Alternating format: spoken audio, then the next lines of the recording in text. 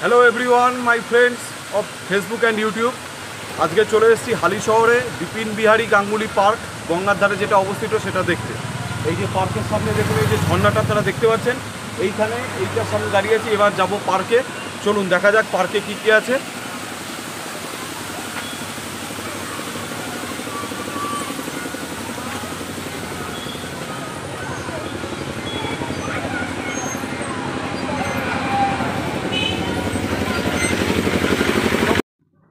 হঠাৎ করেই আজকে চলে গিয়েছিলাম একটু হালি শহরে গঙ্গার ধারে যে একটি নতুন পার্ক গড়ে উঠেছে, বিপিন বিহারী গাঙ্গুলি পার্ক।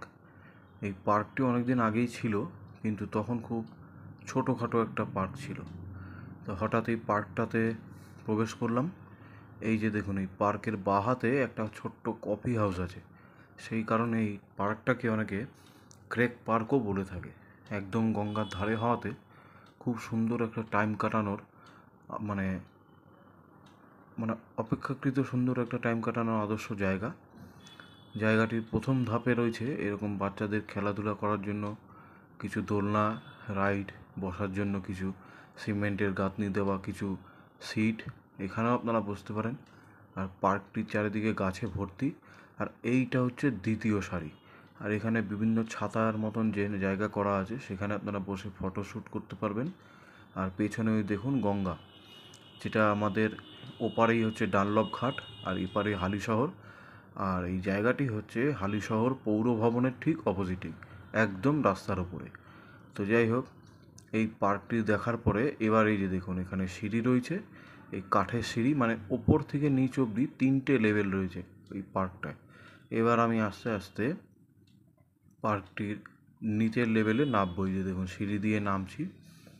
তো নামার কারণে হাতটা একটু কেঁপে গেছে। যাই হোক, সিঁড়ি দিয়ে নামার পরে এইখানে বিভিন্ন রকমের রাইড,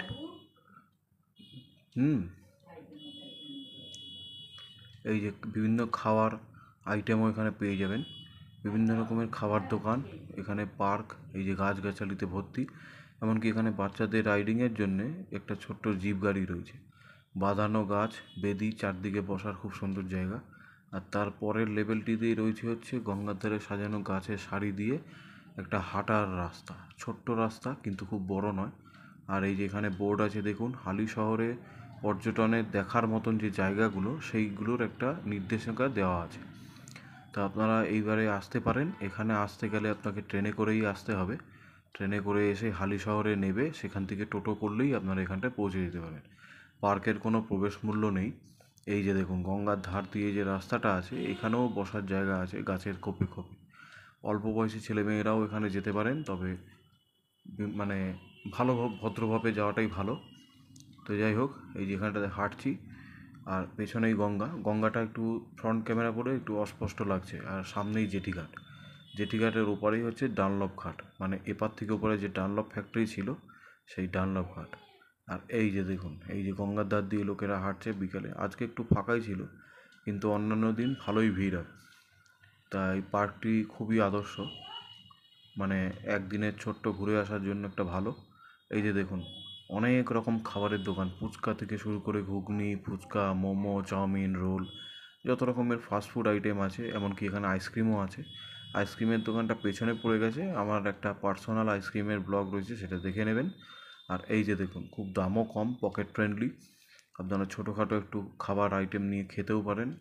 এই যে দেখুন, সামনেই ওই যে দেখতে পাচ্ছেন বাচ্চাদের গাড়ি রয়েছে, রিমোট গাড়ি। আপনারা চাইলে বাচ্চা কোনো সঙ্গী থাকলে যেতে পারেন। কেমন লাগলো অবশ্যই দেখুন। থ্যাংক ইউ, দেখা হচ্ছে পরে। সব শেষে একটাই বলবো, পার্কটাতে বিকেলবেলা সময় কাটানোর জন্য আপনারা আসতেই পারেন। যথেষ্ট সুন্দর সময় কাটবে, চারদিকে পরিবেশটা একেবারে খুব সুন্দর। আসতে গেলে আপনাদেরকে ট্রেনে করে হালি শহর নেমে সেখান থেকে টোটোতে করে আসতে হবে। আর বাকি ডেসক্রিপশান বক্সে আমি লিঙ্ক দিয়ে দিচ্ছি। পার্কটায় কোনো প্রবেশ মূল্য নেই, অবাধ প্রবেশ। তবে গরমকালে এলে খুব ফাঁকাই থাকে, যেমন আজকে এই সময়টাতে এসেছি খুব ফাঁকাই আছে। কিন্তু অন্যান্য সময় আসলে কতটা ভিড় হয় আমার আইডিয়া নেই। আমি আজকে এলাম এইদিকে। তো এখানে অনেক খাবারের স্টলও আছে, দেখতেই পাচ্ছেন। এই যে খাবারের স্টলে, এখানে খাবারও খেতে পারেন। এমনকি এই পাশে একটা দেখুন, পেছন দিকে আঙুল দেখাচ্ছি, ওখানে একটা কফি হাউসও আছে। সেই কফি হাউসটাতে আপনারা এসে কফিও চাইলে খেতে পারেন। থ্যাংক ইউ, পুরো ভিডিওটা দেখুন। আর বাকি ডিটেলস আমি ডেসক্রিপশন বক্সে দিয়ে দেবো। Thank you.